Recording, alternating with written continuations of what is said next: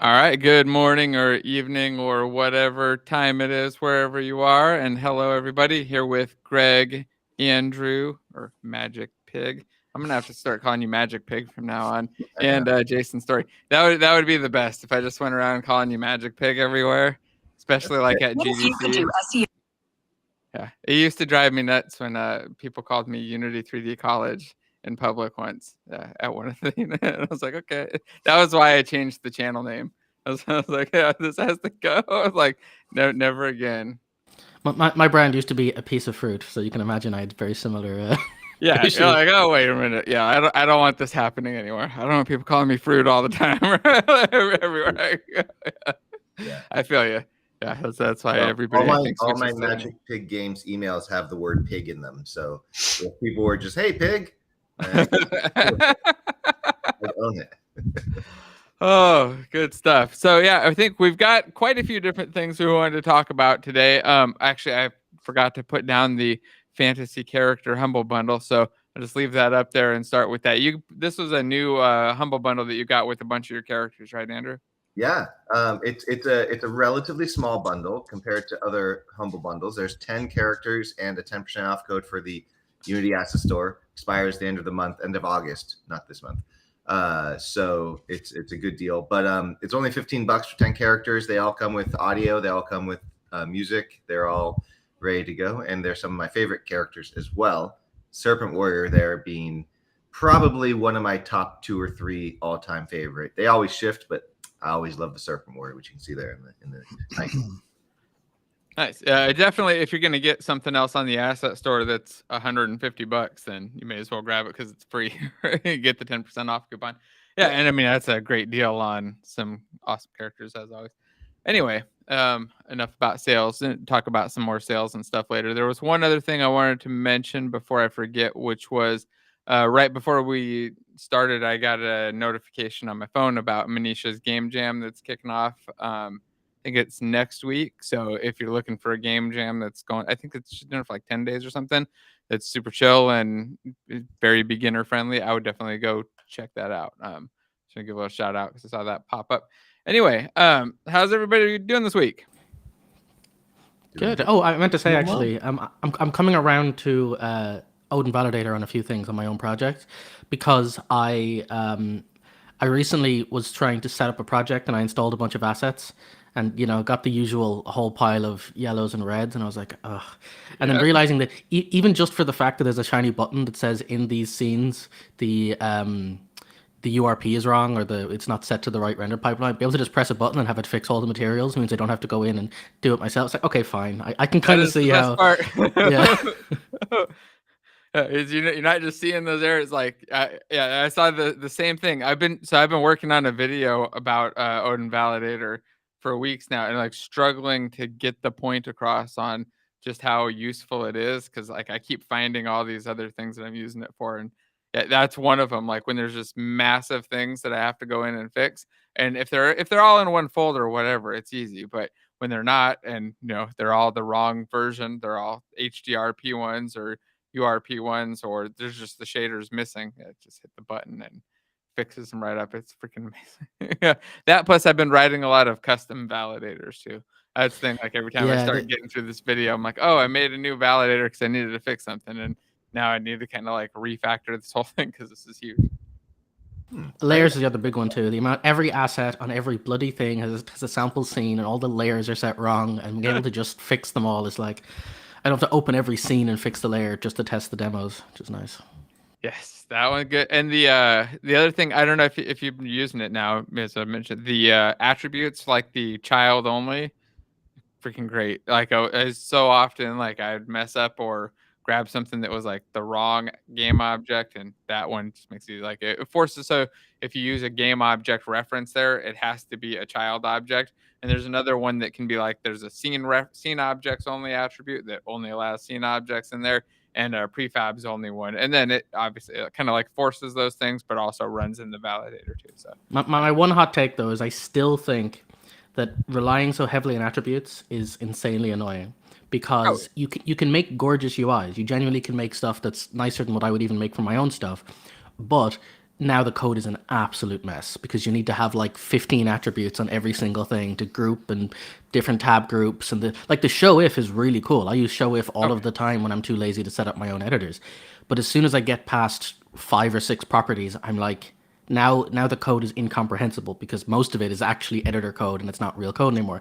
And so if they just had their own version of, like, because I do this myself, I have a base editor that I just extend my own base thing. And in fact, Mr. Infinity PVR here / Magic Pig does the same thing because, we went over the same stuff. And it's really handy. Like, you can make your own stuff pretty quickly. But I don't want to make my own stuff entirely. I would like to make my own stuff using their stuff because their stuff's better than my stuff, but not have to put it inside the actual scripts themselves, which would be really nice. So, yeah. That's I love it, editor scripts, go ahead. I was just saying, I love making custom editor scripts. It makes everything so much more fun to manage. Like, honestly, the minute it goes from the default inspector to something that just has more functionality, makes me feel very good inside. Yeah, I've been using the RPG builder one for this RPG that I've been putting together, and it's just loaded up with custom inspectors. And every now and then I go in and, like, I'll click on something and find the scriptable object, and I'm looking at it and I'm like, oh wait, I'm probably in the wrong spot. I need to go find the custom inspector editor for it. And it's like this nice, beautiful view that, or let's say it's a nice, pretty good view. I don't know if I would call it beautiful, but it's definitely nice that it kind of handles and does everything. It's still a little bit clunky, but that's just my personal preference. I'm kind of picky on tools, and I don't think there are any tools that really live up to my standards for this stuff. Now, is that because you cut your teeth on tools back in the day? It's exactly why. Yeah, like when things don't have like all of the nice fluid capabilities, being able to sort, rearrange, and filter things and quickly bounce around between areas and stuff. Yeah, it kind of frustrates me I'm the same. But it's infuriating. But just Story's probably got the exact same issue. Yeah, I was just gonna say, like, for me, it's use cases. It's like the amount of assets I see, and this is like, I've said this a million times. You can tell when something is designed by a programmer versus designed by somebody who uses their own tools, because there's a complete difference, like a blatant night and day difference. Somebody who's designing a tool to be used is designing something use case first, as in, I start here, I want to do this thing. What buttons do I need to show someone to do this thing? Somebody designing something bottom up as a programmer is like, the code can do these things. Let me make a button for each of the things the code can do. And you can see it because the design is, here's a bunch of features versus here's a bunch of scenarios. And to that point, you can tell that, that we're like, yeah, I won't go too far down that rabbit hole, but you can tell the difference. You can tell when someone's like, this is designed to be used versus this is designed to show the features of the system that I have written, Yeah. How can I get to the end result fast and efficiently with as few button clicks as possible, with as few ultimately selectors and decisions as possible? Like, give me only decisions that matter, that I actually care about, and give me as few buttons as possible, and then do as much things automated as possible. And that, I think, for me, that's one of the, like, I love the look of nice editors, but also the fact that you can do so much automation with editors. You click a button and 30 different things cascade all at the same time. And you're like, oh, that just happened. Okay, that's cool. Yeah. Story, you've seen Andrew's editors and stuff. Do you think that they're kind of more like that, since he is more on that use case first side? And Andrew's got an interesting halfway house. So here's my hot take. And so, by the way, this shows that I'm brutally honest, even with people I know. Andrew designs his stuff such that it's very good to use because he's using it himself, but he's got what's called the curse of knowledge, which means Andrew is using stuff that he wrote, which means he knows how it all ties together. And so the tutorials are a really good example of somebody who's like, right, so what I want to do is this simple thing. So first thing I do is go over here and make these 4 things and then connect them this way. And then we can come back here and do these 4 things, which is completely unintuitive to anybody who's not intimately familiar with the system. So all the features are there and the end result is gorgeous and you can customize it and tweak it in real time. But the underlying architecture for A to B to C to D to make these things, because those things will then show up in this list, which then drop down here, is an entire sphere of presumptive knowledge that most people won't have. And so there's this one layer of like, again, you can tell when someone wrote the system and designed it around how they wrote it. Like, for example, because I watched tutorial videos for setting up things like stats. Like, if I start a game and I want stats, I want a window that pops up and says, what stats does your game have? Da-da-da, da-da-da, da-da-da, go. But instead, it's like, okay, stats are there, but I have to know which object to add, which attributes to make, the naming folder structure for the things, and then they'll show up here in this dropdown, which allows me to hook it up to these things. So all the features are extremely powerful, but the presumptive knowledge, like I said, is the thing. So I would say better than most because you actively use it, but it still has the, like, I can see a programmer, because spoiler alert, you're 100% a programmer now. Like, you're the way you approach problem solving is as a programmer. So that's the way I see it now. I'm a nerd. Personally. Yeah, there's something to be said for eating your own dog food. Well, that is the important bit. And I'll be honest with myself. The latest update for the game modules, which I was hoping to come out yesterday, but it didn't happen. I found a little bug that it wasn't really a bug in the end, but I found a thing that looked like a bug, and so I didn't next week maybe. But as part of using it and going through the motions of, okay, how can I make this better? I knew I wanted a quick start thing, some sort of hub.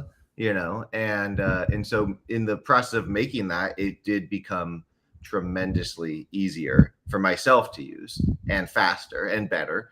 So it gets better all the time. But absolutely, I use it for my own projects. That's the whole point. I made stuff for my own stuff. Actually, everything I've made on the Asset Store is for my own stuff. I don't make stuff for you. I make stuff for me. If you like it, you can use it. I also make it for you, though. Come on, let's be honest. Yeah, I think one of the best things you can do if you want to improve that process too is just watch people try to use your thing without telling them anything. Yeah. And just like see the spots that they get stuck at and then go automate away those spots. Nobody's immune to this, by the together way. a little wizard. Like I have studied this stuff painfully. I've read like 40 books around this topic, and I still, to this day, will make something that follows every guideline I can possibly think of, put it in front of somebody, and I'll go, oh, what's this? I don't understand. It's like, and I'll be missing something so obvious, right? It's like, again, that curse of knowledge thing is really dangerous because it's so, yeah, don't make me think. Krug, yes, I read that one too. There's a whole lot of this stuff that is just really frustrating because it comes down to the rule of expectation, which is like my favorite bit of advice on UI design is the best UI is one where you show a blank page to 100 people and ask them to do a task and ask them to mime it with the mouse. And wherever the average of the mouse ends up is the right place to put the button. And you'll realize a lot of people will do stuff like, oh, go to the top right and expect a create button or something, or then hit a hypothetical drop down that should exist because I presume that's how it might be done. And you'll notice that a lot of people aggregate to the same things. And it's not because it's the right answer, but it's because it's the answer that people have the most amount of entrenched societal knowledge because other websites do this. And so the right answer isn't what's actually best, is what's most affordant to the person using it. So oftentimes you have to do stuff that's less efficient or less powerful, but it matches expectation better, which is why good apps will have the obvious solution be the slower but like simple one, and they'll have things like keyboard shortcuts for the power users, but you have to fundamentally split your user base between power users and standard users. It's really complicated. It gets into some really interesting places. Isn't it essentially the same with writing code as well, though? Like, we can write code that's super complex, and then 3 months later you go back into it and you can't read it yourself, or you can write code that's perhaps a little bit more verbose but more obvious, so anyone hopefully can come in and know exactly what's going on and follow along. Yeah, you want to write the complicated code so nobody else can read it, so then they Job can't security. hire you. Job security. Beat me to it. Let's see. So I'm checking the comments in chat and stuff. It looks like not a whole lot. If anybody's got questions, feel free to drop them in there real quick, by the way. And I wanted to pop this up. I don't think I mentioned it yet. That Dev Days of Summer Sale. I think we talked about this a little bit before the stream went live, but this kicked off 2 days ago. So it was Wednesday. This is day 2, and the stuff that's on sale now, I think, is only for the next 5 days. I believe it's a full week, so it would be 2 days and then 5 more, and then a new set of things will go on sale. that other developers picked. So this week it's all the stuff that I picked. That was the list of stuff that I had, which was all the sci-fi tools and things that I was using for my RPG. It's funny, I was talking to Store about this. I messaged the asset store guys about it, told them I was using these assets in the thing, and they mentioned that they're doing this sale at the same time. So it ended up being kind of like a perfect fit. But apparently they're working with a whole bunch of other developers or creators too. So there was Dilmer, who's got a bunch of VR and AR stuff. I think he did a video showing all of the like his kind of top 10 VR and AR tools. Sam did a game that was a point and click horror game. It looked pretty cool. And it's a bunch of kind of scary looking stuff, and then some cool like point and click game engine things. And everybody had a bunch of tools in their list too. And then Sasquatch had a cool 2D game. So we checked out lots of cool 2D tools, some that I didn't know existed. So I actually found something in everybody's list that I added to my cart. So I'm going to quickly mention that before I forget about it. Anyway, so let's see, chat. Are there any questions? The only one I would say is missing. So I went through and I checked the lists for everybody's stuff and saw what I had or didn't have. I had a lot of them already, but the one that I felt missing from everyone's list is one of my personal favorites. Is one called Choreographer.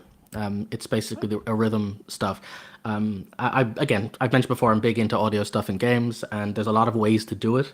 The fancy solution is the Fmod stuff, which I talked about before. But even if you're doing a rhythm-based game, even Fmod kind of sucks for that. It's not really you can funnel Fmod through Choreographer, but it like out of the box rhythm stuff is actually really bad. Choreographer, yeah, that one there as a plugin, Choreographer is actually the best way, in my opinion, to do good reactive audio stuff in games. Like I genuinely think it's the best way to do it because it does it in a way which is very beat map driven. It can be manual, it can be automated, it can use you can do an FFT solution, you can switch between your different, you can use curves, you can use single beats, you can have a beat map, you could like every way you might want to do it, you can do it, and it's all built in. And so I think that there are things which automate various parts, but there's no substitute for if you have a game with audio and you want it to react to the audio, manually just having a thing you can run, set the BPM and tap out the places where like on certain words and then add payloads of data to those words or something, or certain beats, is like you'll never get a better, more visceral response from the players. So I honestly, personally will take I'll happily spend an hour and I will do like 20 different tracks of different, just the bass line, just the words, fill in the whatever, so that when I ever want to do reactive stuff to audio, I can react to any part of it. I can react to changes of the instruments, I can react to different, the whole lot of stuff. And if you combine that with Fmod, you can do it per track in an Fmod track. So if a track changes using dynamic audio, it will even dynamically support the stuff with the beat maps from Choreographer. So yeah. Long story short, I think if you care about having any kind of integrated music event stuff, I don't think there's a better way. The UI kind of sucks. To go back to what we said before, the editor tooling is a bit rubbish, but the actual tool itself is phenomenal, and the end result is what matters, Huh, yeah, I have not tried this. Okay, so it looks like there's the Pro one that's linked there. There's also a non-Pro version that has less. Most people you don't need Pro. Pro lets Okay. you do some of the dynamic generative stuff, like you can automatically generate like if you're doing this is getting into audio theory stuff here, but if you want to do like a standard a line or bar chart of the audio movement, the way you basically do that is you take all the sound the frequencies, you slice them up into bands, and you take those bands and then you say roughly these hertz here represent bass, these hertz here represent highs, this is roughly where voice lives, and then you basically get the average of that, the highs and lows, and then you say where do I sit presently on that high and low, and then that's your up and down bar.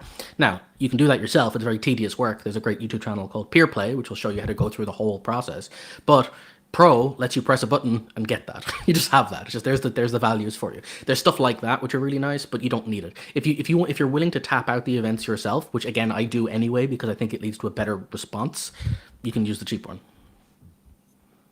But I use both because obviously if I'm going to use it, I'll use both. So. No, that makes sense. Yeah. So if you click through that, just go to the other one. It's a quarter of the price if you don't need the Pro. And there's probably an upgrade option too if you need to switch. Usually that there tends to be. Someone was asking why I never invite Code Monkey on.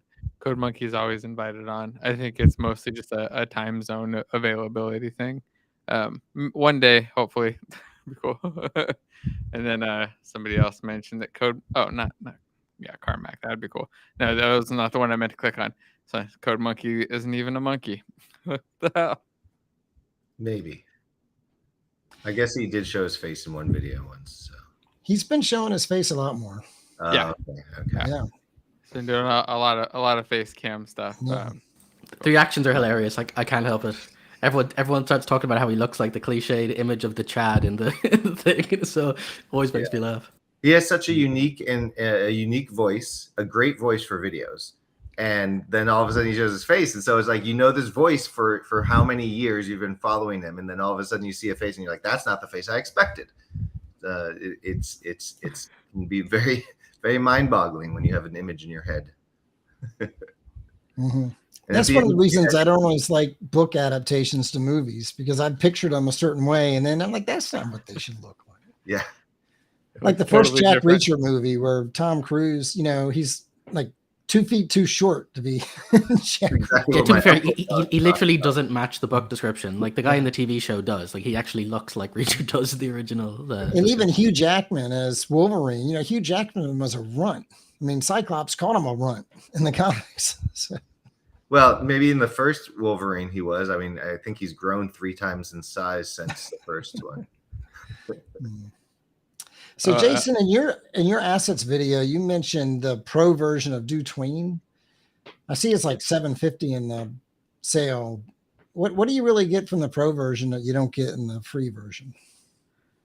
Oh, I forgot now. I don't even remember. I just know that when I use it, I upgraded to Pro a while ago, and I've been using it since. Story, do you remember the difference? I do. There was something in there that I upgraded for, but I can't remember what it was anymore.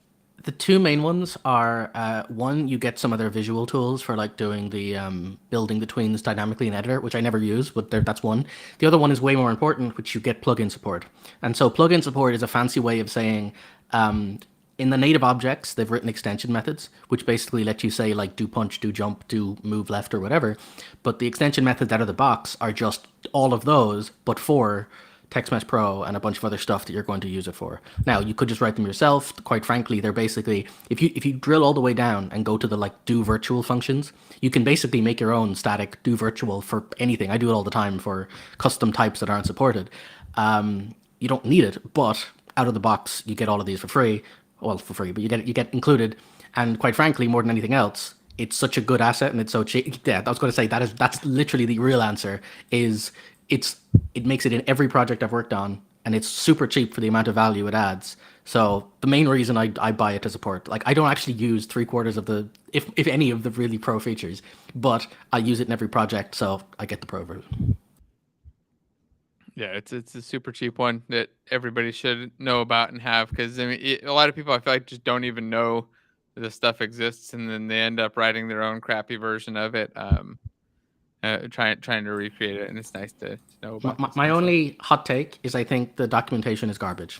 I'll say it. I truly do. I think that it is such a powerful asset, and if you understand what tweening is, you understand how it should work, you understand the features and the massive amounts of stuff. Most people don't even realize you can use it asynchronously. People talk about adding asynchronous plugins for it and using Unitask. You don't need that. It just does it. Like it just has asynchronous stuff in it. And there's a load of other features it has. People don't realize you can swap the targets when it's running. They don't realize you can do so many other interesting things with it. Because it's just badly documented. So I do think it needs, again, use case driven documentation, where it's like how to do a slide in notification, how to do a icon that rotates, how to crossfade between 2 images, or all this kind of stuff. People don't know how to do it, and so they get stuck with the biggest issue, which is it doesn't reset your position on a tween. So if you do a do punch, it's going to wander its position, and people will go, why does this look broken? It's like, it's not broken. You just have to understand how to cache position and reset it back, but they don't teach you that. So anyway, terrible documentation, fantastic asset. That's my recommendation. Very good point. And then Dom asked in chat about Hot Reload, wondering if anybody's used it because it's on sale. Considering grabbing it. I played with it. It's definitely cool. If you have a project that has like long reload times, it's definitely worth trying out. And they have a free version that you can try. At least they did last time I checked. So I would just give the free version a try if it helps a lot, which if you have a long reload process, then it can help a lot. definitely worth it. If you don't have a long reload process, then it may or may not make a difference. But yeah, go try it out. It largely depends on how big the project is, though. Like I feel like as projects get bigger, that reload goes from being 1 or 2 seconds to being 20 or 30 seconds or a minute or two, and then hot reload speed that stuff up really quick. Have any of you guys used hot reload yet? Okay. I have not. Tarot Dev has a good video on DoTween. I have to check that out. Or I guess everybody It else is probably should. my favorite of the videos covering the topic, because Oh, Tarot okay. actually covers again the asynchronous stuff I mentioned and how to sequence them together and a few other bits that other people don't really touch on. I use it in all my tutorials pretty much. In my Qbert series, I used it for actually jumping. I was trying to do physics initially and just, adding force, and I just could not get it to work right. And I'm like, you know what? I'm just going to tween it. It's so much easier. It makes things a lot. It makes a lot of things easier. I feel like. So Dustin was asking about namespaces and folders and organizing stuff. I wonder, Andrew, since you're building this big project, like, how are you organizing all this stuff first? And then I'm sure Story's got a very opinionated thought on it, but curious what you think at first, Andrew. So I definitely use namespaces, and I try to be, I try to make them in, I'm biased, so I try to make them work for me. I don't organize them in folders to match, however, because part of an asset store, I need to organize it slightly different just for the asset store, and to make that better for projects that people are going to end up using. But so I don't match the namespaces with the folders, but I do try to use namespaces, and I try to get, like, it's not all just the Infinity PBR namespace. It starts with Infinity PBR and then goes to modules if it's a game modules thing. I did have modules.demo, so I think I use that a little bit for stuff that is strictly the demo scene. Like, and part of that's just to tell people, this is the demo scene script. This is not the main script. Don't think that this is like the fully fleshed out script for all purposes. This script is just for this demo, and you can learn from it and steal from it, but don't, So I try to do that and keep the modules separated as well, as much as possible. But also, I don't want to go too crazy because too many namespaces can be confusing as well, I would imagine. So you just have like 2 or 3 namespaces. Then you got Infinity PBR, and then one modules, and then another kind of like temporary example one. Yeah, pretty much. And then I know for Legend of the Stones, I have I think I do Infinity PBR Legend of the Stones for specific things I made for that game that I'm working on that are just, this is for that game, and keep that separated as well. And to be honest, there just 2 days ago, I ran into a good use case for namespaces. I had a second method called get object, and suddenly I had a conflict because I had a static get object method in the same namespace, and I was like, oh shoot! I didn't realize it right away, but about 5 minutes later, I realized I was overwriting a method, and so I quickly fixed that. But so namespaces are helpful. And doesn't the asset store make you use namespaces for published I don't think assets?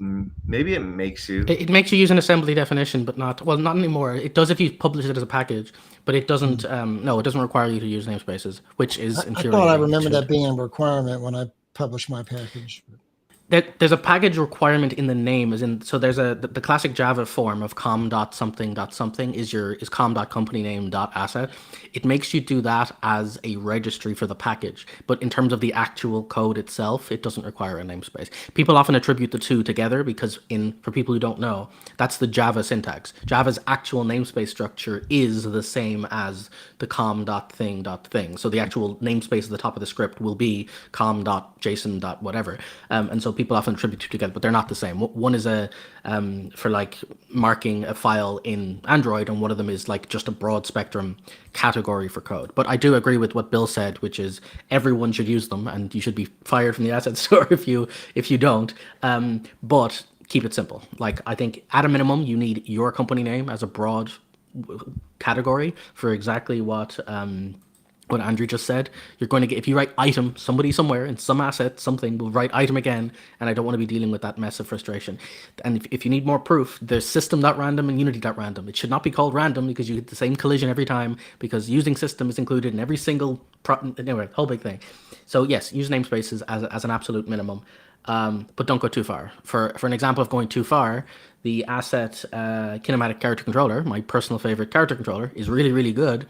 But their example for demo scenes is to have a custom namespaced example for every single possible one that does a jump, one that does a dash, and whatever else, which means if you're going through that code, you end up with like 15 different classes that are all called the same thing, but are in a slightly different namespace, and it leads to some really wacky confusion when you're trying to like mine their examples, which is very irritating. So at a minimum, use one, but there are structures for using more, but at least use one, guaranteed. Just use one. Yeah, I don't want to dive in too much on mine. I kind of agree with you guys. Just use some namespaces. Or assuming you're going to do something with it and share it and keep it around, use some namespaces. If you're not, then it doesn't really matter. Yeah, for those same reasons, pulling stuff in and collisions and all the common things. Plus, sometimes it just makes it easier to discover things if stuff's bigger. The one key place that I would recommend them heavily is with assembly definitions and client server based stuff. So you got like things that are client and server only. Having those in namespaces that match makes it a lot easier to not get confused and not misuse things and wonder like, hey, why is this thing not compiling now? And I've got some reference to some server thing that isn't there. All the assembly definitions will help with that too. But that's probably the one. Another similar one, which I think is particularly useful for the way Andrew does stuff, is namespace will gate which extension methods show up, because they'll show up at whatever namespace you're in or that's been added to the project. So, for example, I've got a lot of string extension methods which do very hyper-specific stuff, like is lowercase or to uppercase or to whatever. But I don't want every string in every scenario. Like one of them is, for example, using a soundex for string comparisons. I'm not using that in 99.9% of cases. And so I don't want every single string in every part of my code to go .soundex because that's not relevant. But if I'm in a case where I'm doing string comparisons and I want to use soundex, I want that extension method to show up. So I have string extensions.search, and that string extension search namespace, when added, will unlock those for everything downstream. So I will often put my extension methods in this hierarchy of these extension methods should be for everything. These extension methods are for when I'm doing stat stuff. These extension methods are for whatever, and that way I can include the appropriate level, and it'll only show up those extension methods when I'm at the right tier of my code. All right, so there were a couple questions. One was about this Nova UI that I popped up. Have you guys got any practical experience with this? It's a UI toolkit. It kind of changes, from what I understand, it changes the way that you build UI stuff. I'm too old to learn new UI systems. Yeah, I haven't had time to dig into it though. I have it, and I haven't really spent a lot of time with it, largely because I just don't have very much UI stuff to build. If I had a cool UI project, I'd try it out. If anybody has used it a lot in chat, though, drop a comment. Oh, yeah, it looks like they have a free version, too. It's right on their page. You can click right through to it. And then, there was a question here. This one I'm curious your guys' thoughts on. Is it worth buying and using an obfuscator for products or games that you ship? And anybody wanted to first tell everybody what an obfuscator is? That's a waste of money. Okay. All right. So do you think we should use them? I'll let someone else answer this one because I think it's pretty clear what my opinion is. Greg, got any thoughts? Andrew? I have one thought. So I think we talked about this like 2 years ago too. We talked about like the value of obfuscating code for players cheating, essentially. Yeah. which is I'm not concerned about piracy. People are going to pirate. If they're going to pirate, they can get through the obfuscated code anyways, I think. So it's really about players cheating. And for me, from my perspective on the games I've been building, I don't care. And in fact, I think it would be pretty neat if somebody decided to figure out how to cheat and then made like a cheat system for my game. I think that would just make it sell more because free advertising. So I think it's great to not obfuscate it then in that case. Okay. And Story?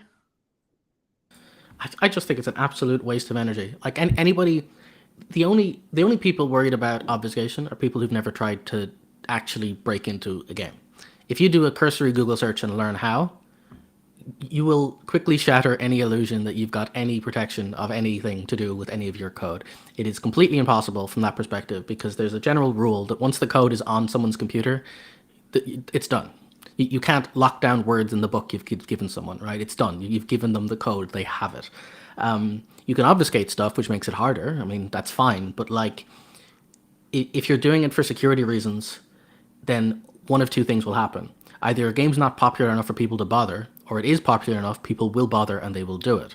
There is zero benefit in terms of using it. The truth is, if something has to be secure, it has to be remote. It has to be on a server somewhere. If it is included with the code, it will be broken or cracked or whatever. And there's a million ways to do it. There's not just obfuscating the code. There's live code injection. There is modifying save files. There's messing with binary data. There's a million different things with like packet capture. The ways in which you can mess with a game are varied and infinite to the point where if your answer is modifying your code, it's completely and utterly pointless. Again, I can see why it feels like a good idea, but it just seems to me like an absolute waste of energy and time, and usually it's people who are stressed out about something that isn't even really a problem. Like, if your game gets so popular that if it's a multiplayer game and it's like suddenly getting really popular and security is now an issue, well then good, because it means you have enough money to pay to have some server authenticated version of this done for you. If it's not, then don't worry. Like the only people that can justify putting the effort in would be somebody doing a mobile game that doesn't want to get stolen by some off-brand thing that gets cloned on the asset store, which happens. Like you get people who put games up on the Android store which are direct replicas of other people's games. But here's the hot take: if your game is successful enough that someone wants to do that, they'll do it anyway. That's not your obfuscation is not going to stop that. So the truth is, it just seems pointless. Like, feel free if it makes you feel better, but it's completely and utterly pointless. Interesting. So let me push back on that. I got a couple scenarios where I think I may be able to convince you that it's justified. No, I want to see if that's true.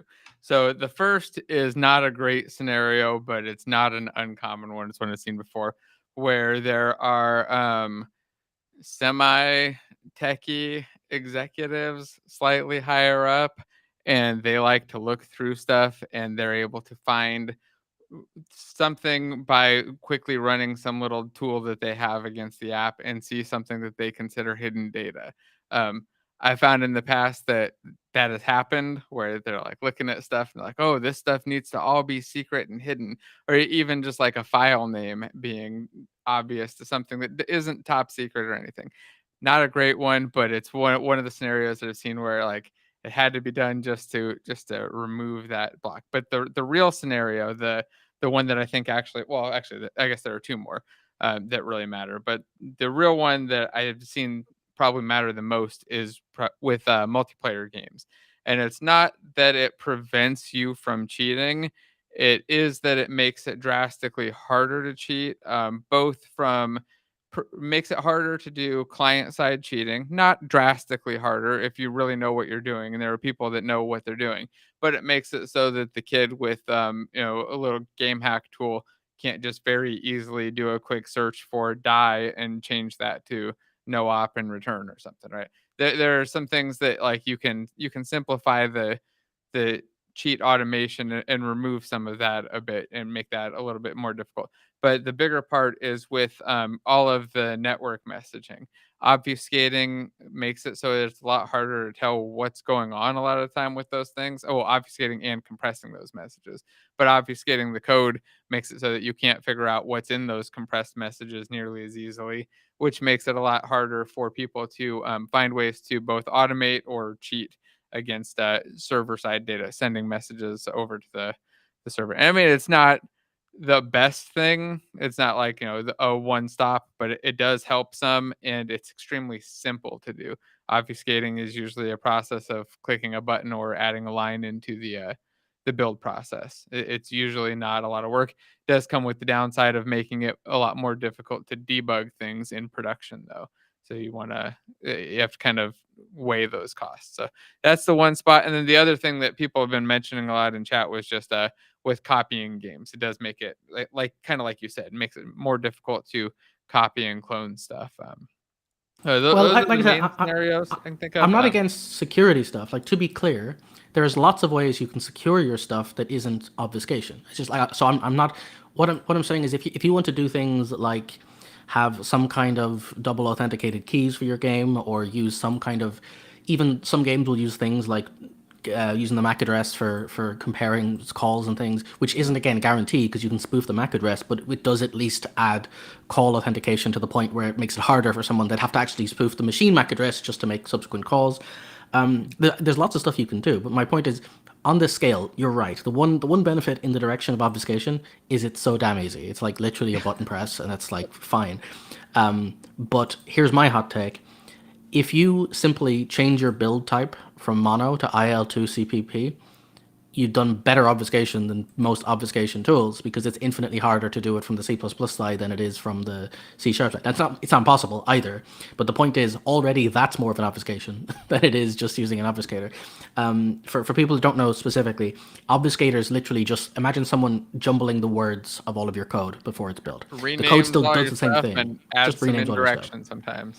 Yeah. So your methods become like 0100003 and 0100002, and it makes it very difficult to tell what the hell anything is, because everything's just a weird, random-looking set of characters. So if you're doing stuff like you've got a cheat code in your code that compares, if you do this and press these buttons, do this thing, it can be harder for people to find that in the code. But for things that are, I'd argue, more important, like health bars and whatever, you can still just put a hex watch on the actual data, look at what values get changed in memory when the health bar goes down, and then just hard lock it to a different number. So it doesn't actually stop what I would consider your real threats from a security perspective. The only thing it really stops is people inspecting your code. And if you want a final hot take, we live in a very parasocial world now. It makes making those cheats harder too.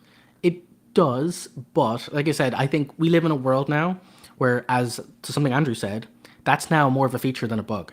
People will spend thousands of hours on Five Nights at Freddy's just released their new Ruin DLC for the latest game. And there's entire videos whose sole purpose is to fly through the game and see how it was made. And the fact that it's actually 2 layers stacked on top of each other and all this other fun stuff, people enjoy that. It's more marketing and it's better for your game. I think unless your game actually requires being protected, which is very, very rare, you're actually going to get more mileage from having a game that allows people, like, you want part of the marketing for your game, that there's reasons that it's so cool, that there's mysteries in your game that people want to go through the code and find this stuff. I think that's a better outcome for you as a developer than not. So again, personal preference. I'm not, you don't have to do what I would do. This is not a prescription. I'm just saying, I personally think it's an absolute waste of energy and time. I think if you want to secure stuff, learn how to generate a hash for your save file, and then compare the hash in your save file to make sure that that's working. If you want to do security online, use an authentication server and secure against calls or whatever. There are ways to do security that are actually more secure. Obfuscation to me is just, it's a thing you can do, I guess. But it's like putting a padlock on your garden gate. If there's a wall they can hop over. Like, it's annoying, sure, but it doesn't actually stop literally anything. It just makes things mildly more annoying. Purple Vincent had the same analogy, not locking your door, and I understand that analogy, but I would disagree with it only in this context, because not locking your door means some random person won't walk in who's just trying for open doors. No big deal. Yeah, but if they do get in, and teenager with the game hack tool. Yeah, exactly. It's a teen, but what's the teenager with the game hack tool really going to do? Is it going to really cause you harm, damage? Not really. Most likely, I can't imagine where. Again, if it's an online game, maybe. Yeah, but then you should be doing the other things, right? You should be doing more robust security. If there's really like Jason said, if it's popular enough where people want to do it, they're going to do it. And if it's not popular enough, then it doesn't really matter. And opposed to when you don't lock your door, some random person decides to try your handle and they walk in, they take your stuff. Well, now that's a real harm. That's a real damage caused just by some teenager who's walking around trying door handles, right? And so I think there's a difference in impact there, in my opinion, on that analogy. But obviously, if you need that security, then you should probably do other. Also, like, let's be real here. We're talking about computers. We're not talking about like a door lock, which I think the big difference here is if you obfuscate your code, it's using an algorithm. Algorithms can be either reverse engineered, or you can figure out what the algorithm is, and then once you figure that out, apply it universally in reverse across the whole thing. Separately from all of that, the fact is code looks the same. The structure of a script file is I don't know going if you can really reverse. insert. Well, the it depends which one they're obfuscation. using. We can get into like very specific details, but yeah, you can. It's whether it's hash based or not. It's a whole thing. The general idea is that one way or another, the calls have to be the same. Like, it can't break the chain of the call stack, because it can. Right. It might add But interaction. it doesn't have to be reversible or repeatable. It's supposed to come up with Sure. something different every time. Yeah, but what I'm saying is, like, if you give me a Unity project and you've obfuscated it, I know you're going to have scripts. Some of them are going to be managers. They're going to have a start, awake, and an update call. You're going to have code in these different locations. You're going to have to initialize memory at the start of the project. Like, we're not talking about a case where it's like a one-time unique game obfuscation. If you're trying to obfuscate a game, there are rules in place and systems that get you more and more steps of the way there. So Right. to the You're not door gonna analogy, hide the game loop in general, but yeah. not So gonna know like what everything is necessarily. I'm just saying this to like counter the door lock analogy, because the closest to that is like saying you're picking one of 10 locks, because everyone has to roughly structure it the same way. Someone's going to have a key of various different locks. Obfuscating doesn't make your game unique. It makes it unique within the parameters of obfuscation, which, given the limits of obfuscation, if you're doing automated systems, you can figure that stuff out. And obfuscation, like anything else, is a pattern structure algorithm. And so even if it can't fully obfuscate it, here's the other thing, hot take: you don't have to obfuscate back to the original code. You just have to figure out what the methods were. Back in the early days of Minecraft was obfuscated, and people built the entire code base. They did it manually by going through and renaming all the functions. But the function names don't have to match what Notch called them. They just have to be names that are human understandable to retain the call stack back. So there was an application you could run that would take the code, give them back good names, and you could write mods and then put it back into the system, into the jar file. So it's not even obfuscating it that stops it from, like, again, when I say reverse engineer, I don't even mean reverse engineer the original code. I'm saying that as long as you can make semantic meaning from the code again, you can do that. And with stuff like ChatGPT, you can take a code base, you can see what it's doing, you can see numbers being passed through, you can make estimations for that's an input function that's doing input stuff.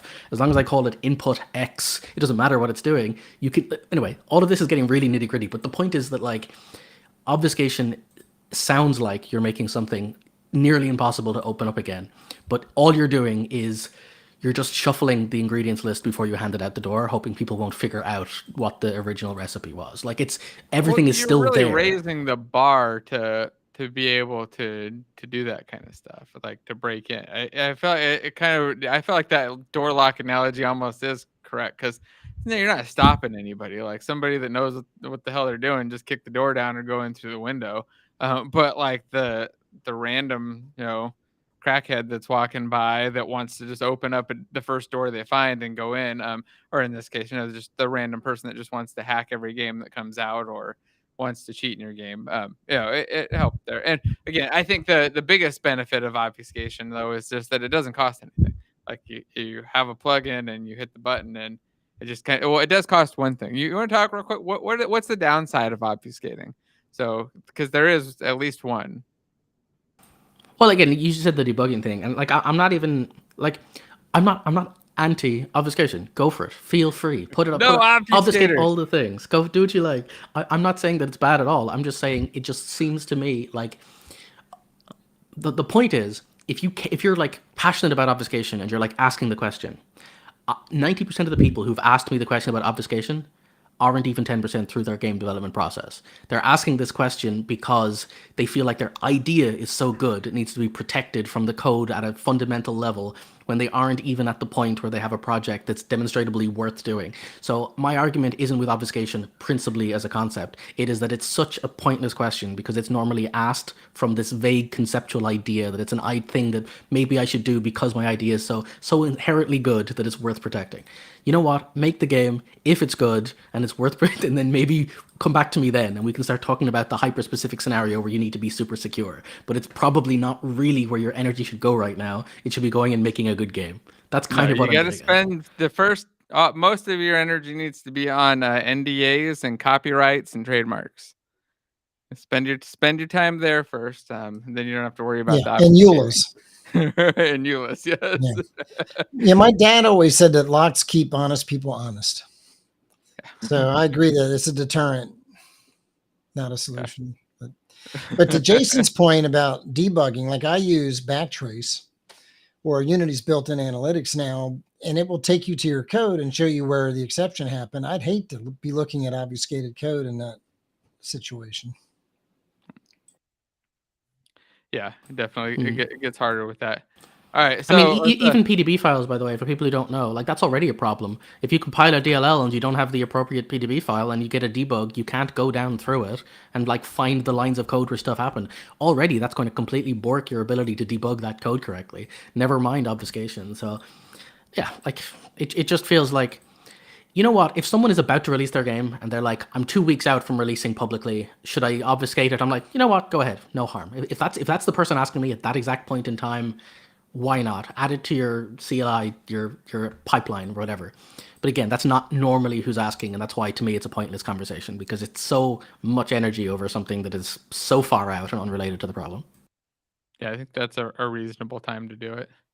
So, Richard asked a question about Unreal for VR stuff, and I know you do a lot of VR stuff, stories, and maybe you got some insights. But they're investigating Unreal as a viable alternative to Unity for game dev. Do you have any insight into the various pros and cons of developing under one or the other with VR? Have you been keeping up to date with like the Unity versus Unreal VR ecosystem?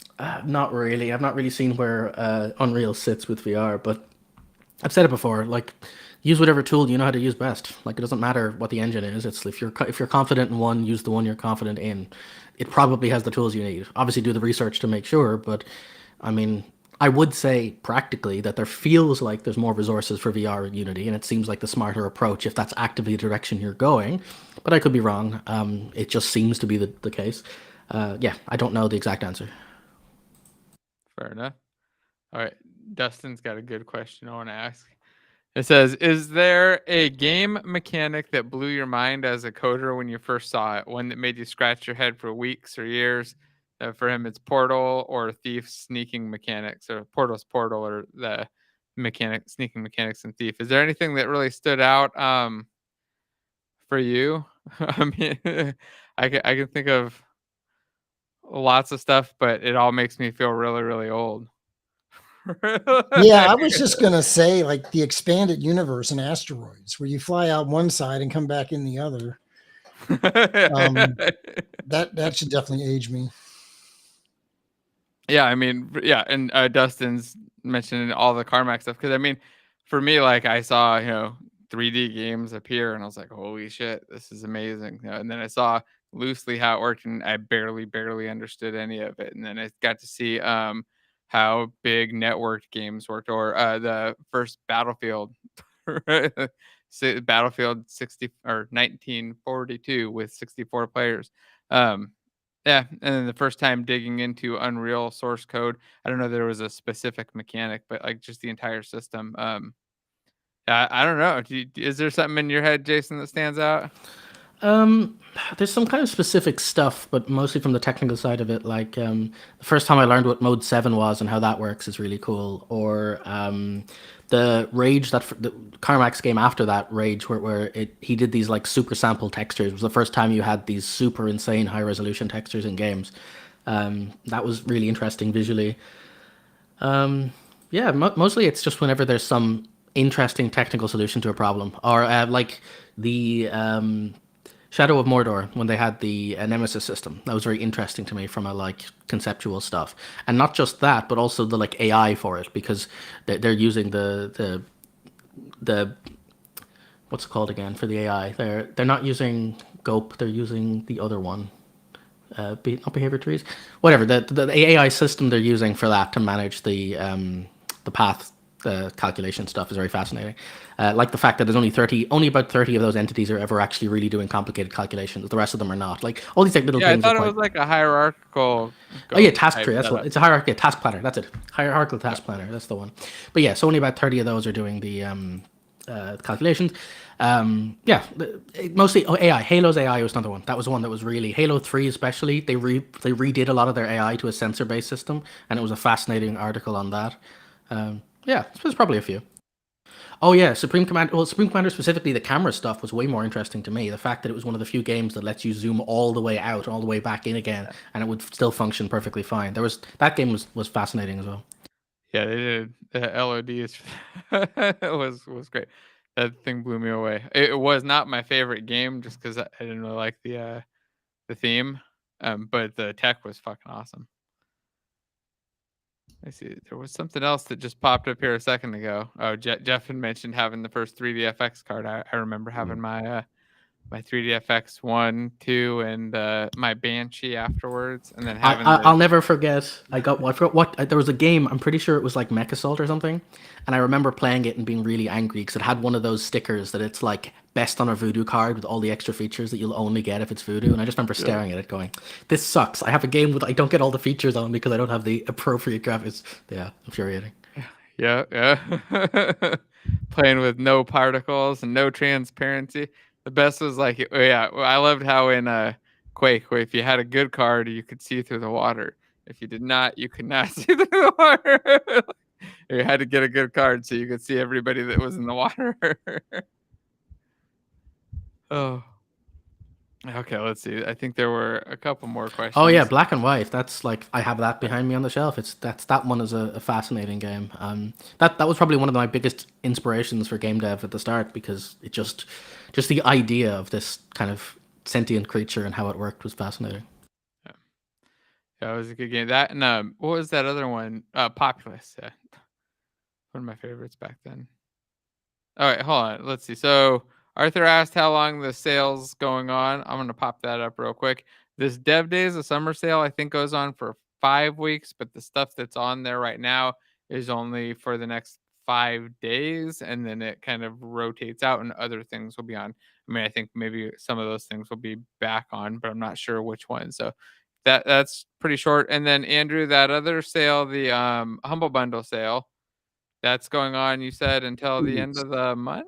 I'm trying to find it in my big giant list. Yeah, the Asset Store coupon is available till the end of the month. So if you buy the Humble Bundle, you get a 10% coupon for the Asset Store, and that coupon expires end of August. But the Humble Bundle itself lasts for 2 weeks. So started yesterday, so 13 more days. Okay. Yeah. And there is one Infinity PBR pack on sale right now. It's the Low Poly Monster Bundle 1 is on sale for the Dev Days of summer. Oh, okay, that's on the Dev Day, so I'll have to find a link for that and drop it in later. I'll upload it for you. Sweet. Yeah. So there was I think one other thing that I wanted to talk to you guys about on my list of stuff. Oh, Christina mentioned the creatures. Yeah, so we'll get that link in there in a second. Which was finding things and service locators and singletons and all of that. So I was largely just because I stumbled upon an article and I thought, hey, this could actually make kind of an interesting video to just kind of discuss some of the differences between the different ways of finding things and just kind of explain what they are. And I know I get the sense every time I talk to the story that service locator or dependency injection or would be like your two favorite, and probably more likely to use a service locator. Andrew, I think, has a mix of singletons and service locator type stuff, and I have no idea where Greg sits on this. So I'm curious, just kind of you guys' general thoughts on this topic of finding and using dependencies across the project and things that you think might be interesting or important to make sure to include in a video about it. Because I want to kind of cover, the different ways that you can find and use things. And if you guys have any thoughts on that. Anybody want to jump in first? Well, I don't use service locator a lot in my games because I like to be able to assign things in the inspector. Kind of thinking more of as a designer than as a programmer, but I definitely see the value in using service locators. I use them a lot in my real job at work, but for Unity game development, I just like to assign things in the inspector where possible. That makes sense to me. What about if you're doing like things that are like a global object? Do you use like a scriptable object that you just assign then? Or just a singleton? Yeah. Oh, okay. What if it's a cross scene thing? I usually load it up in the, as a when the scene loads, I basically have it in a resources folder and I'll load it up. And usually I'll have one don't destroy unload, like parent persistable object. And then under that, I'll put everything that I want to live across scenes as children. Oh, okay. Just like a one game manager type object that's got everything that's living. Yeah, it's not a game manager. It's just, I think I call it something like persistable objects or something. And then I might have a sound manager and a music manager and, whatever else, preferences manager, who knows what. Anything that I want to access from any scene, I'll put under that parent resource, and I just load it up. And what's the name of that method, Jason? That on scene load is initialize unload. Yeah, initialize unload, and then you have an attribute that says when you want it to load. That's what I do as well. Yeah, I basically make a prefab called like game context or something, and I usually just call it game. It's like a root object, and then I just put a bunch of subscripts underneath it, and I make a prefab out of it, and then I have that auto initialize itself in whatever active running scene in initialize unload with a persistence on it. And the one extra step I do is I don't like having to drag references of stuff back and forth and remember what objects are where. So what I do is I use a mediator pattern with a scriptable object. So whenever something needs to talk back and forth, I will have some object that represents my data. That object is handed to the services, that object is handed to the script, and then they talk through that proxy. And for our conversation we had the last day, you can even drag that scriptable object into the field on the script in the project view, and so the act of instantiating it new means it'll automatically have the right prefab pre-assigned, and no one ever has to drag anything into anything. So I like to do the whole batteries included thing where you never actually have to know what object anywhere. You just drop a script, it magically is pre-connected to a scriptable object, which has an event cycle back and forth to a service manager, which fires events, and everything just magically works. That's usually how I go. Nice. Well, what about you, Andrew? I've been using singletons to connect between my scriptable objects, which are basically data repositories. They hold the data, and the singleton repositories, and I call them repositories, are the layer that connects your runtime stuff with your scriptable objects and also other things. So I use like an object repository. So anything that can't be serialized, I just save the GUID. And so you save that, and then it automatically reconnects at runtime, so you can pull up textures and sprites and other things like that. I heavily on the singleton side of things. The only downside, of course, is they take a frame to register. So all of your start actions, anything on start has to be one frame later. So you really have to do it on a coroutine and ensure that the required singletons are available before you do. There is a way around that I use personally. Yeah. So you're right. There is a general race condition problem where you've got a whole bunch of stuff that wants to register, and if you register, you might miss the moment at which it's available or not available or whatever. So the trick is you let the object handle that itself. So what you do is you register all of the items to the list and say like add me, add me, add me, and then that object gets added to like a stack or a queue. And then what you do is you say if object exists, hand it the reference it needs. If object doesn't exist, just leave it here in the list. And then when that object starts, it says, is anybody in the list who prior to me has requested access? Pop each one off the stack and hand them the reference. So effectively what you're doing is you're building up the people who are asking the question. If it already exists, you get it. If it doesn't, as soon as it is ready, you then get it. So it's like a little buffer thing. And if you handle that internally, everybody else is still just saying subscribe or unsubscribe. But internally, rather than directly subscribing or unsubscribing, it's added to a I will subscribe or will unsubscribe when it's possibly available to me to do so. Makes sense. And you're doing that like more on events, you're saying, Story? Well, I do that specifically for subscription to services that may or may not be ready yet. When you've got a race condition of like 5 services, like an audio manager, a pooling system, and whatever, it's like, well, who's going to exist first? I don't really know. So what I do is I would have the object say, I need this, I need this, I need this. And then when the object comes online, it says, oh, these guys need this, give it to them. These guys need this, give it to them. And that way you don't have to worry about which one happened to come online first, because the requests come in and get stalled until the objects are ready to be initialized. Do you think script execution order is reliable to resolve that sort of thing? No, I will never, ever rely on that, especially because third-party assets, you don't know who's going to have what set where. I will never, ever rely on that. I will always make sure all of my stuff is subscribed. And then what I do as well, personally, is I'll only ever try to register a parent object. So if I've got a character, I'll make a script called NPC or Dragon or whatever, and all of the subscripts won't subscribe. They will subscribe to the parent. The parent will then subscribe to what they need, and he will call his start followed by init on all the other stuff. That way, there's one point of entry for the whole lot, and these things aren't race conditioning among themselves as well. So the least amount of script in the pipeline, the better, and then the ones that are in the pipeline should register and then just be handled as a group thing. As a general rule, if you bundle things together, you can handle them in one go. If you end up having to manage all of these things disparately asking for asynchronous events, you're just asking for trouble. Again, personal preference, though. Yeah, the script execution order will fix issues sometimes. So if you get stuck and you're without having to refactor it, and you just need to force something to always run before something else, you can't. It does work. I mean, you can adjust it. Sure, but it works until it doesn't, right? Because then you use some other asset. It works that's like until you forget that that's why it works. This is the biggest problem, is that people then forget that it only works because of that. And Andrew, I'm curious. You mentioned using coroutines for start. Why do you not cache all of these in awake before anything start is called anyway?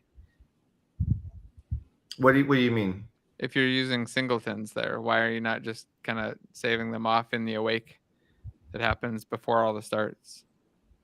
They register themselves in awake, and then the next frame. So no, they should still be available that same frame in all the starts. Yeah, I don't know. I've run into issues with it for whatever reason. And so now I just, for all of them, they just have a on start. They start coroutine for start actions, and they just say wait for Blackboard, wait for save and load, and then they'll just wait. And it 1 frame, 2 frames. Yeah, so I'm not sure exactly why. It's not the awakes, it's the starts. Again, I've watched a lot of your coding stuff, so it isn't the awake. So what Jason's saying is right. Everything done in awake will be done before the very first start's called. Every time, without fail. That's a fact of the way the system works. But all the starts are unreliable in order. You can never rely on any one start will happen before another start.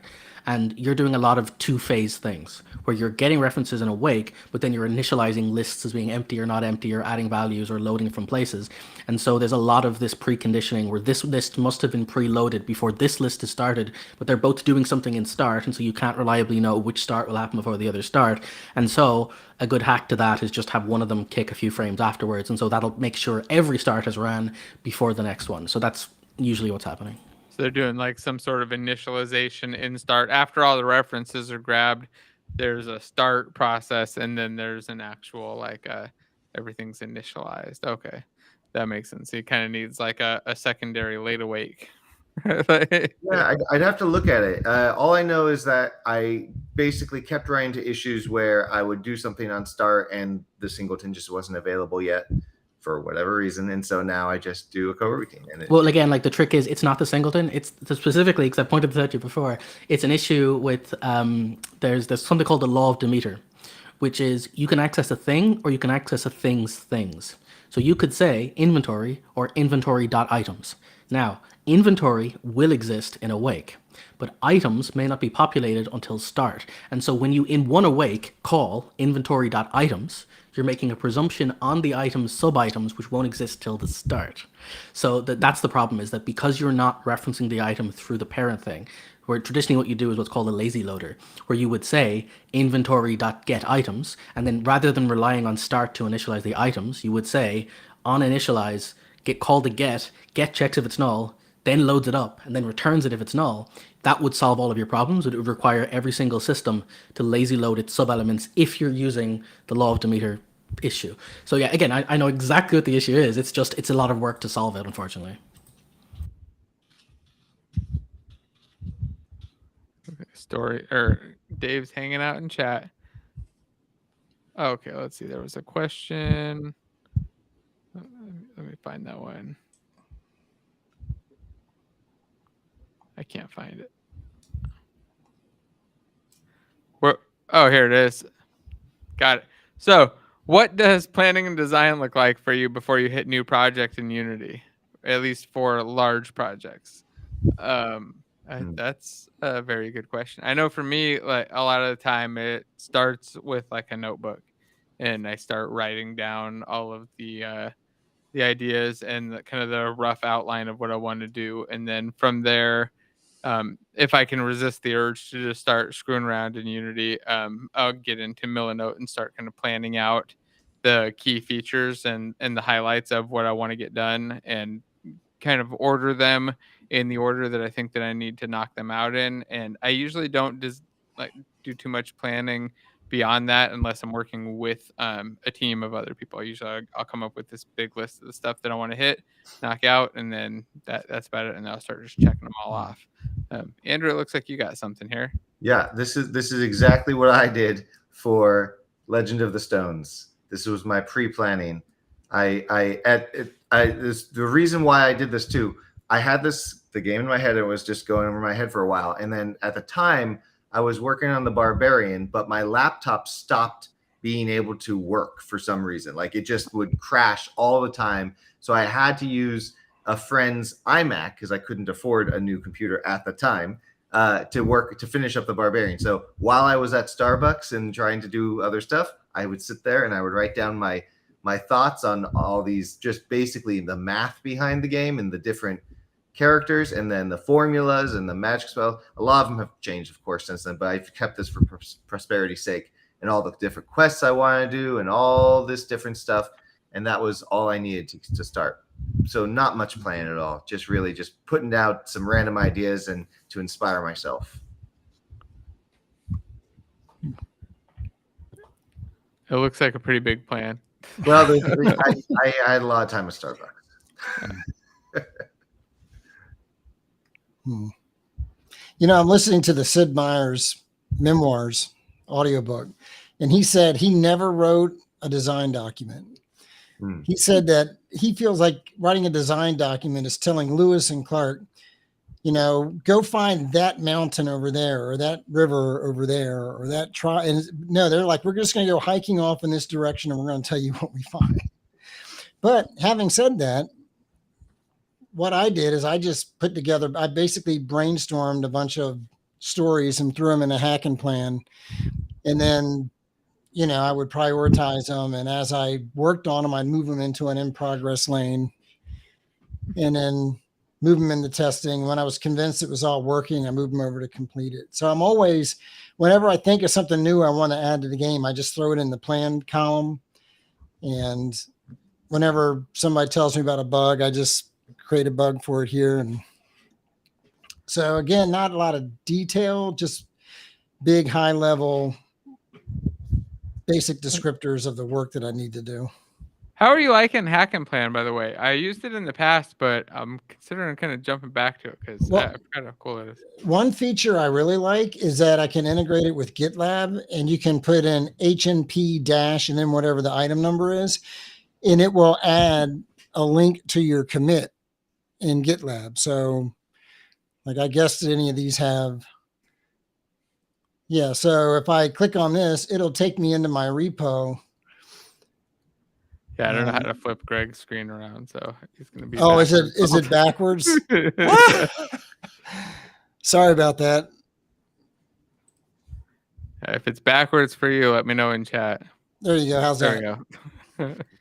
Yeah, so it takes me right to my commit in GitLab. So I like that I can look at anything that I've committed and take me right to the actual commit and source code. So very cool. Yeah, I'm gonna try that one out again. It's been a while since I used it. Nice. Well, you guys got any other questions you wanted to take?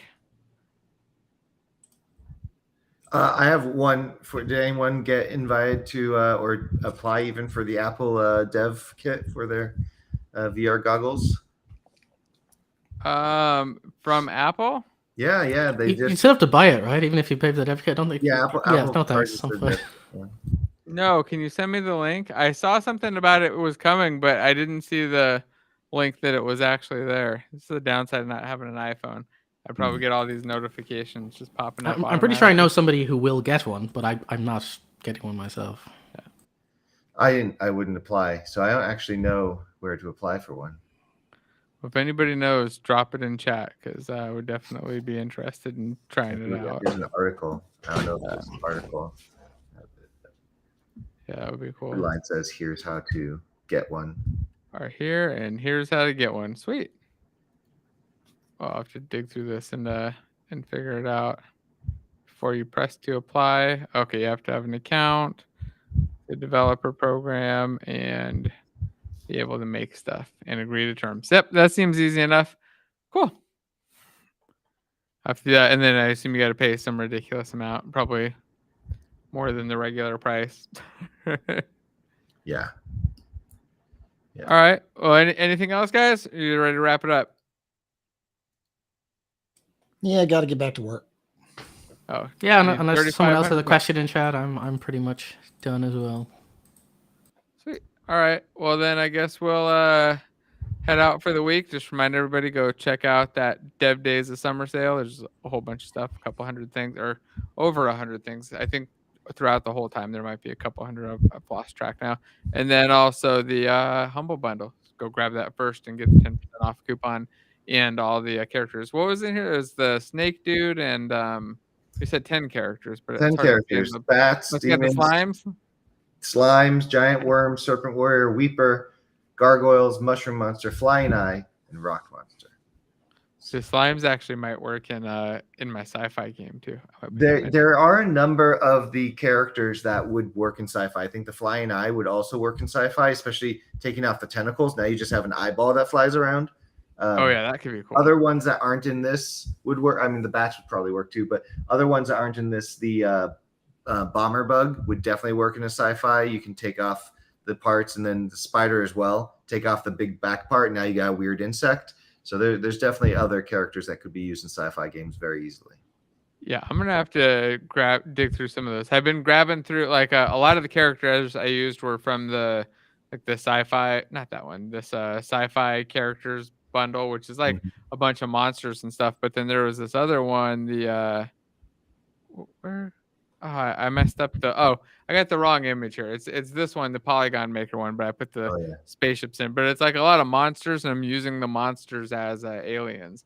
So they look like aliens. But then I also found like this cute alien family to use as one of the main bad guys. Yeah, so you talked about how you're going to destroy the poor family. Yeah, they're going to get squished or flushed out the airlock, right? Yeah, one of the two. Yeah, I've been playing with both. I think the airlock is a lot funnier watching everything go flying out. So it is interesting how you can use fantasy and sci-fi often interchangeably without much changing. But now I'm looking at my demons and thinking, if I just put some metal armor, some metal sci-fi armor on that, boom! Some now tech armor outfits on them. You could probably just do like an outfit pack for all your guys that just switches. Yeah, like a board pack that turns everything into mech monsters. That would probably work quite well. Yeah. Very cool. All right. Well, I guess that's it for this week. Everybody, don't forget to like, subscribe, and share, and we'll be back next week. Oh, also, don't forget to sign up for that free AI conference. I'll see if I can find I have a link for that somewhere. I don't know. It's down in the description. Just go check the description. Sign up. Come join us end of next month. That should be a lot of fun too. All right, everybody. Thanks again, and I guess we'll see you all soon. Thanks. I got to figure out where my little buttons are again. There you go. Bye.